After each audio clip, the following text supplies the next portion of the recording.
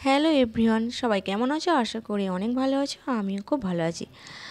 তো দেখো, সকাল সকাল কিন্তু গোপালের নাম নিয়ে আমি আজকের দিনটা শুরু করছি। যাই হোক, এটা ছিল 1 জানুয়ারি। আর 1 জানুয়ারিতে কী হয়, মানে সকাল সকাল আমার মনে হয় আমি একটু ঠাকুরের সেবা করি, তারপরে বাকি কাজগুলো করে নেব। আর এটা ছিল 1 জানুয়ারির দিন। আর সেদিনে তো সদ্য সদ্য ভিডিও করে এডিট করে পোস্ট করা সম্ভব না, তাই আমি এই 2 দিন পরেই দিলাম আর কি।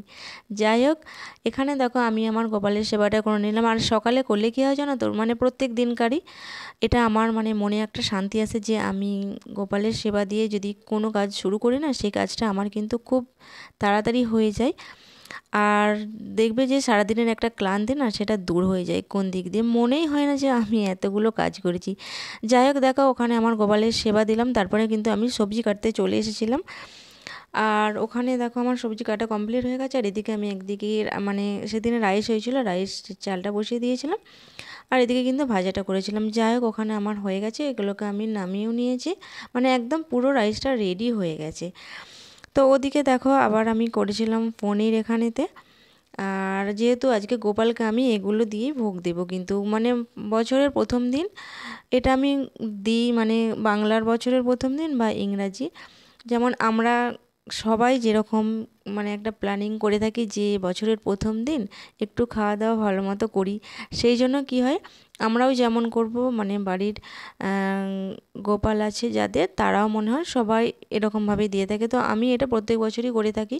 আর সবসময় ভিডিও হয়তো শেয়ার করা হয় না। আর আজকে অনেক দিন পরে আমি বড় ভিডিও এখানে আপলোড দিচ্ছি। যাই হোক, দেখো ওখানে আমার রাইস হয়ে গেছে। আর এখানে বেগুন ভাজাটাও হয়ে গেল। আর আর কি করেছিলাম, হ্যাঁ, পনির। এখানে দেখো পনিরও হয়ে গেছে। আর এদিকে কিন্তু হচ্ছে চাটনি। আর আমাদের হচ্ছে চিকেন হয়েছিল। তো যাই হোক, ওটা আমি ভিডিওতে আর দেখালাম না।